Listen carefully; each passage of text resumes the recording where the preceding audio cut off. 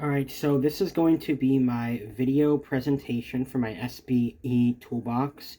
Um, I did see in the requirements for the assignment I need to record myself. I'm not sure how to really record myself and show the presentation at the same time, so I hope it's fine. I'm just in the video for the beginning here for this short moment before I flip the camera here to mine. Alright, so it says I need to give an overview of what I submitted for SBE 440. Choose one tool that I like creating. Over here, I have my Google site. As you can see here, it says SPE 440 Teacher Toolbox for Cam Kittle. So one tool I really liked making, let me zoom out this camera a little bit. One tool I really liked making is, if I go way down here at the bottom, the final tool I had here was the skills needed portion.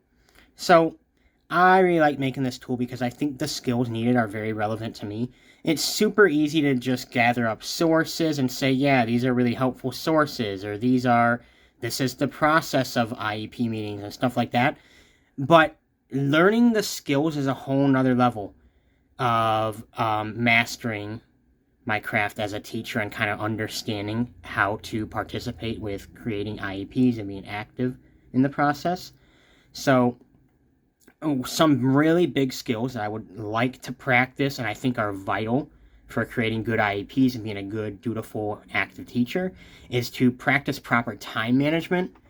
I wrote here, finding times, because it can be really hard to, modify IEPs or look through things, get ready for meetings, get resources together to bring to meetings, stuff like that. It can be really hard to do all of that, balance it all, with also being a teacher. I mean, it's a lot on top of already being a teacher. So finding a way to put that into your schedule naturally that doesn't overload you can be really challenging.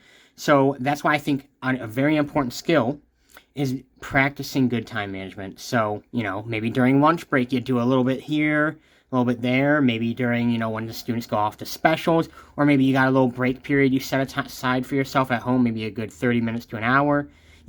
Little bits of time management to focus on, setting up these IEPs is vital to not overloading yourself and also making sure you're being dutiful, getting what is expected from you done with in a dutiful manner. Also revising IEPs. It's very expected that you go through IEPs, kind of look at how you can maybe modify them to fit your scheduling better or fit in your classroom better. Being good at knowing how to revise IEPs and form them around your own skill set in your own classroom is a very vital skill, I believe, as well. So I threw that in there.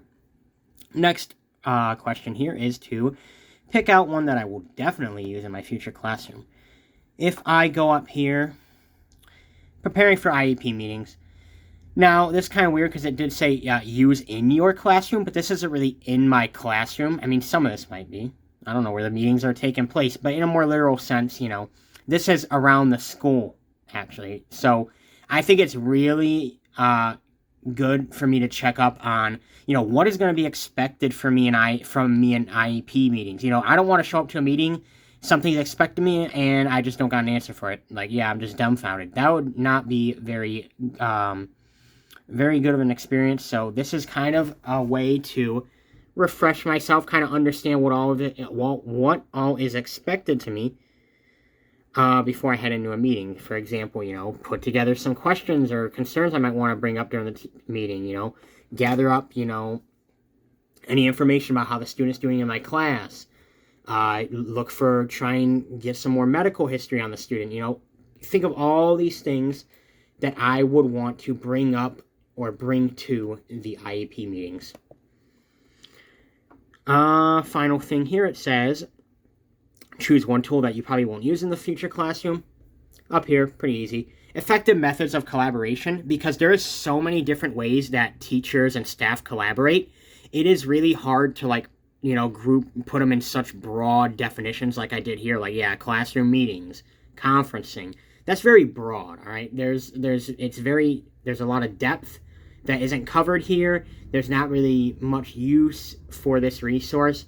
It's more so just, low explanations for common meeting types and that, effective methods for collaboration. Nothing too... It's not something that... Because it's more matters, what kind of meeting it is. There's a lot of little intricacies that can change up all the advice I put in here. So, I do not think I'll use that in my future classroom. Who knows? Maybe. But I'm not sure I will. Final thing here says, discuss your experience with creating the Google site and if this is something you would use in your future classroom. So, I have never even heard of Google Sites until I took this course. I had no clue what I was doing at first. Whenever I submitted the Google site, it just showed up as like a title on the professor's end. And when I clicked the link, it was also a title for me. I didn't know what was going on. So as I learned it more, though, I've actually found it to be really useful. I like it a lot more than, per se, Google Slides maybe, or PowerPoint. Those are other ways you can present information in a way like this that I think kind of fall flat compared to what I can do here. I really like the formatting of it. Honestly, it looks really nice. In the future,